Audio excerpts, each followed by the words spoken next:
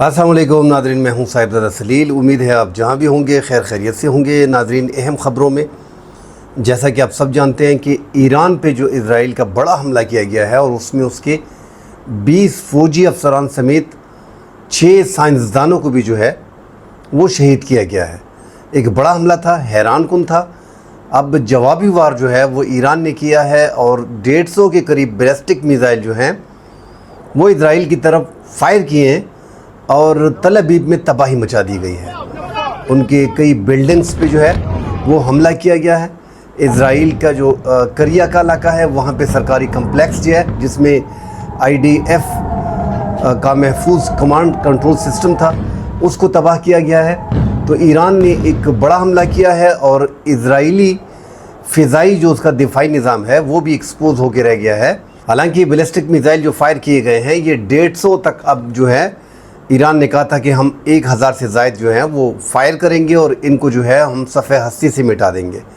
मगर नाज़रीन, ईरान ने जो है वो इस बार बड़ा जवाब दिया है जिस पे इज़राइल के वज़ीर दिफा ने कहा है कि ईरान ने अब रेड लाइन क्रॉस कर दी है। और हैरान कुन तौर पे फ्रांस ने, जर्मनी, जितने भी यूरोपीय ममालिक हैं उन्होंने कहा है कि अगर ईरान ने इज़राइल पे हमला किया तो हम इज़राइल के साथ खड़े होंगे और उसका दिफा करेंगे। ईरान के साथ नाज़रीन इस टाइम पे जो उसकी मज़म्मत करते हैं इज़राइली हमले की, उसमें पाकिस्तान, सऊदी अरब, चाइना, रशिया, इन्होंने कुवैत, इन्होंने खुल के जो है वो मज़म्मत की है। मगर साथ नाज़रीन ईरान के लिए बड़ी मुश्किलात आ रही हैं कि पड़ोसी ममालिक जो इस्लामी ममालिक हैं इस टाइम पे उनमें वहाँ पे एयर बेसिस है अमेरिका के और वहीं से उनके फ़ाइटर जेट उड़ते हैं और इन पे हमला करते हैं। बड़ी ख़बर साथ ये भी है नाज़रीन कि 3 फ़ाइटर जेट जो है वो गिरा दिए गए हैं जिसमें कहा जा रहा है कि एक बीच में F-35 अमेरिका का 5th जनरेशन फ़ाइटर जेट है कि जो डिफेंस सिस्टम था ईरान का उसने जो है वो गिरा दिया। तो एक बड़ी ख़बर है कि अगर 3 फ़ाइटर जेट गिराए हैं जिसमें एक फ़ीमेल पायलट को जो है वो अरेस्ट कर लिया गया है जो इंजेक्ट कर गई थी। और नाज़रीन, इज़राइल में ज़्यादातर फ़ीमेल फ़ाइटर्स हैं और इस टाइम पे भी जो 150-200 के करीब जहाज़ फ़ाइटर जेट 5th जनरेशन के और मुख्तलिफ भिजवाए गए थे और बॉम्बिंग के लिए, उसमें भी नाज़रीन 20 के करीब जो है वो ख़वातीन पायलट थी जिन्होंने हमले किए। तो इस टाइम पे ईरान ने 3 फ़ाइटर जेट भी गिरा दिए हैं, ये भी उनकी कामयाबी है। और कहा जा रहा है कि उनका साइबर हमला उन पे हुआ था जिसके बायस उनका दिफाई सिस्टम काम नहीं कर रहा था ईरान का। अब ईरान ने एक हमला किया है, उस हद तक बड़ा हमला नहीं है क्योंकि ईरान की जो तबाही हुई है, आपका आर्मी चीफ मारा जाता है, मगर साथ ईरान में अपने गद्दार भी बहुत हैं। साथ मोसाद जो है दुनिया की नंबर 1 इंटेलिजेंस एजेंसी है, वो बराबर उसी तरह काम कर रही है जिस तरह यूक्रेन ने रशिया के ख़िलाफ़ जो है वो ड्रोन इस्तेमाल किए थे और वो ड्रोन उनकी टेरिटरी के अंदर जो है वो 4000 किलोमीटर जो यूक्रेन जो रशिया का एयर बेस है इतना दूर था, मगर यूक्रेन वो गाड़ियों में, कंटेनर्स में वो ड्रोन लेके गया था। इस तरह बाकायदा एयर बेस था इन ड्रोन्स का जिन्होंने पहले ईरान के दिफाई सिस्टम को तबाह किया है। उसके बाद जो है ईरान ने हमला किया है और कुछ अपने ही लोग उसमें शामिल थे जिसमें कहा जा रहा है कि ईरान ने काफ़ी गिरफ्तारियां की हैं और ज़्यादातर लोगों को गिरफ़्तार कर लिया गया है, उनको जाने नहीं दिया जाएगा। बॉर्डर के करीब जो है लोगों को ज़्यादातर गिरफ़्तार कर दिया गया है। अब ईरान जो है वो डेफिनेटली उनके आर्मी चीफ को आपने जो है वो शहीद कर दिया है, उनके 6 साइंसदानों को शहीद कर दिया है। ईरान के ज़्यादातर 25 से 26 इलाकों पे हमले किए गए हैं और वो भी नाज़रीन ईरान के अंदर से।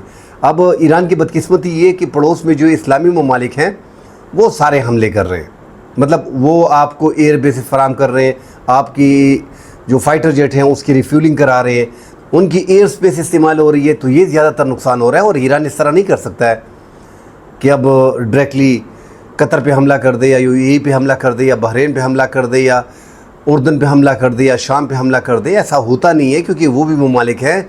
ये जंग फिर फैलती जाएगी और हालात फिर मज़ीद ख़राब होते जाएंगे। तो वो फिर ईरान बाद में देखेगा। फ़िलहाल जो है वो अपने आप को बचा पाए तो ये भी बहुत बड़ा काम होगा उनके लिए। ईरान नाज़रीन 8वीं जो बताया जा रहा था कि 8वीं कुव्वत बन चुका है और ईरान ने जो हमला किया उनके साइंटिस्ट जो 6 उनको जो शहीद किया है इस हमले में चुन के, उनका मकसद ये था कि इनका ये जो 8वीं प्रोग्राम है ये बीच में रह जाए। अब ईरान नाज़रीन आज़ाद है। अब ईरान ने तो एक अमेरिका के साथ बातचीत ख़त्म कर दी है, साथ NPT से भी वो निकल सकता है और वो खुफिया तौर पे اب ایٹم بم میں مزید آگے جا سکتا ہے، اور ہو سکتا ہے کہ وہ چند دن میں اعلان کر دے کہ میں ایٹمی قوت بن گیا ہوں، اور اب بھی ان کے ہاتھ میں کارڈ ہیں، اور یہ بڑا کارڈ یہی ہے ان کے ہاتھ میں کہ وہ دھماکے کر دے فوری طور پہ، جو خفیہ کیے تھے وہ اوپنلی دھماکے کر دے، اور پھر ایک دو جو بیلسٹک میزائل ہیں ان کے جو زیادہ رینج کے ہیں، 2300 کلومیٹر کی رینج کے ہیں، 2000 کلومیٹر کی رینج کے ہیں، وہ پھر فائر کرے، کیونکہ جتنی تباہی ایران کی ہوئی ہے، ایران کا واپس اٹھنا بڑا مشکل ہے۔ یہ تھوڑی بہت سانس ایران میں آ گئی ہے، جو تل ابیب میں جو ان کے بیلسٹک میزائل جو ہے وہ وار کیے اور وہاں پہ گرے ہیں، تو تھوڑی سانس آ گئی ہے ان میں، اور وہاں پہ قریب فلسطین کے جو لوگ تھے وہ چیئر کر رہے تھے اس کو، جو حملے ایران کر رہا تھا اس کو وہ چیئر کر رہے تھے اور خوشیاں منا رہے تھے کہ شکر ہے کہ ان پہ بھی جو اسرائیل پہ بھی حملہ ہوا۔ اسرائیل نے تباہی مچائی ہے اور دنیا کے سارے ممالک تقریباً ان کے ساتھ ہیں۔ ناظرین، پاکستان کے لیے بڑا خطرہ ہے، ہم اس چیز کو چھوٹا لے رہے ہیں۔ اسرائیل کسی بھی اسلامی ملک کے ساتھ ایٹم بم کو برداشت نہیں کرتا، اور اسرائیل کا جو پاور ہے وہ ہم دیکھ رہے ہیں کہ اتنا سا ایک ملک ہے، اتنا سا چھوٹا ملک ہے، اور وہ دیکھیں ناظرین 9.5 ملین ان کی آبادی نہیں ہوگی، اور اس نے دنیا میں قہر مچایا ہوا ہے۔ جس ملک کی آبادی تقریباً 9 کروڑ ہے اس سے لڑ رہا ہے اور اس کو بیٹ کیا ہوا ہے۔ وجہ کیا ہے کہ ان کے پاس جو فائٹر جیٹ ہیں، انہوں نے سارے فائٹر جیٹ استعمال کیے یار، 5th جنریشن کے فائٹر جیٹ ہیں، 1200 1100 600 کلومیٹر سے وار کرتے ہیں، 6-7 ٹارگٹ کو 5-6 ٹارگٹ کو لاک کرتے ہیں۔ BVR میزائلز ان کے پاس ہے، بیلسٹک میزائل بیچ میں ہیں، تو ان کے لیے تو یہ ویڈیو گیم ہے، کیونکہ وہ 5th جنریشن کے فائٹر جیٹ ہیں۔ یہاں پہ ایران کی بدقسمتی یہ ہے کہ ان کے پاس 4th جنریشن کے فائٹر جیٹ ہیں، سو جو 30 ہے جو پاکستان نے انڈیا کا مار گرایا تھا، اور MiG 29 ہے ان کا۔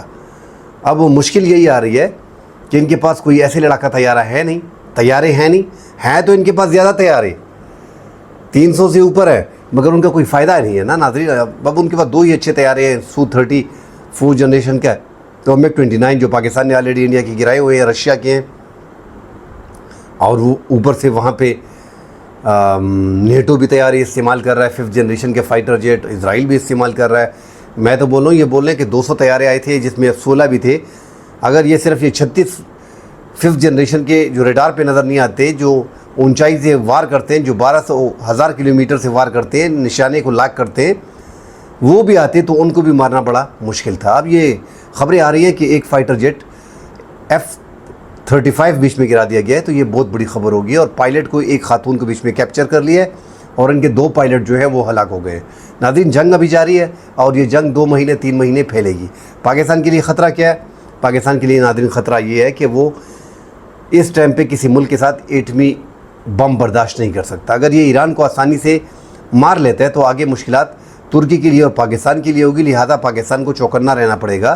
یہ نہیں ہے کہ اسرائیل آج 2 میں پاکستان پہ حملہ کر دے گا، مگر اگر اب وہ ایران کو آسانی سے کھا جاتا ہے تو پھر آگے نمبر جو ہے وہ ترکی کا ڈیفینیٹلی اور پاکستان کا ہے۔ تو لہٰذا آپ کو ٹیکنالوجی کی دنیا میں اپنے آپ کو اوپر لے کے مزید جانا ہوگا۔ جو پاکستان ڈیفنس سسٹم HQ-19 منگا رہا ہے، دنیا کا دوسرا بہترین سسٹم ہے، تھارڈ سسٹم امریکہ کا سب سے پہلے نمبر پہ ہے، اس کے مقابلہ کا HQ-19 سسٹم ہے جو ہم لینے جا رہے ہیں، جو چائنا ہمیں دے رہا ہے، مگر ساتھ اسرائیل کے پاس بھی تھارڈ سسٹم ہے امریکہ کا، جو دنیا کا نمبر 1 ہے۔ اسی طرح 5th جنریشن کے فائٹر جیٹ پاکستان لینے جا رہا ہے، J-35، ان کے پاس آلریڈی F-35 36 ہیں، تو پاکستان کے ساتھ امید ہے کہ ٹکر نہیں ہوگی، اور پاکستان اتنا کمزور ملک ہے بھی نہیں۔ بہرحال ان کے پاس ٹیکنالوجی کافی حد تک زیادہ ہے، اور آپ نے ان چیزوں کو نہیں دیکھنا۔ بس اگر ایران کا نمبر لگ گیا جس طرح لگا ہوا ہے، اور اس کو چند دن میں لگ تو ایسے رہا کہ یہ جنگ آگے جائے گی 2 3 4 ہفتے 5 ہفتے مہینہ 2، اتنی آسانی سے ختم ہونے والی نہیں ہے۔ اگر پھر ایران کو بڑا خراب کر دیتے ہیں تو اس کے بعد پاکستان کو بڑی احتیاط کرنی پڑے گی اپنے بیانات پہ، اور 1 2 3 سال میں اپنے آپ کو مزید مضبوط کرنا پڑے گا دشمن کے مقابلے میں، کیونکہ پاکستان کے کئی دشمن ہیں جو نظر نہیں آتے۔ اسلامی ممالک میں بھی جو پاکستان کے ساتھ اللہ نہ کرے اگر جنگ ہوتی ہے تو آپ دیکھیں گے جس طرح اسلامی ممالک ایران کے خلاف ان کو ایئر سپیس دے رہے ہیں، ان کو ایئر بیسز دے رہے ہیں، تو پھر آپ کے خلاف بھی آسانی سے وہ دے پائیں گے۔ ساتھ ناظرین، ترکی کے لیے بڑا خطرہ ہے۔ آج ترکی کے وفاقی وزیر نے کہا بھی ہے کہ ہم ہائی الرٹ ہیں، اور اس کے بعد اگلا نمبر جو ہے ہم نے خیال کرنا ہے ورنہ یہ جو زبردستی کی بدماشی کی جا رہی ہے، چودھری بننے کے لیے چودراہٹ کی جا رہی ہے، تو یہ ہم پہ بھی حملہ کر سکتے ہیں۔ اب ترکی جو ہے وہ بھی اپنے آپ کو سیف نہیں سمجھ رہا، تو اسلامی ممالک کو بڑا کیئر کرنا پڑے گا۔ رشیا بھی اس ٹائم پہ جو ہے وہ ایران کو سپورٹ کر رہا ہے، چائنا بھی سپورٹ کر رہا ہے، ترکی، پاکستان اور سعودی عرب بھی سپورٹ کر رہا ہے۔ اب دیکھنا یہ ہے کہ ایران کا آگے بنتے کیا ہے۔ ناظرین، جنگ مزید آگے جا رہی ہے اور ایران کا دوسرا حملہ جو ہے وہ بھی ایران نے کر دیا ہے۔ بیلسٹک میزائل جو ہیں وہ 100 مزید بھجوا دیے، اور جو ڈرونز ہیں ان کے وہ بھی ساتھ جا رہے ہیں، مگر ڈرون کو آسانی سے گرایا کیوں جا رہا ہے کہ جو اسلامی ممالک ہیں وہاں پہ بیٹھ کے ان کو آسانی سے گرایا جا رہا ہے، جن میں اسلامی ممالک ان کی مدد کر رہے ہیں۔ ناظرین، مزید ڈیٹیل آتی ہیں، اس پہ بات کرتے ہیں۔ فی الحال کے لیے اجازت دیجیے، اللہ حافظ۔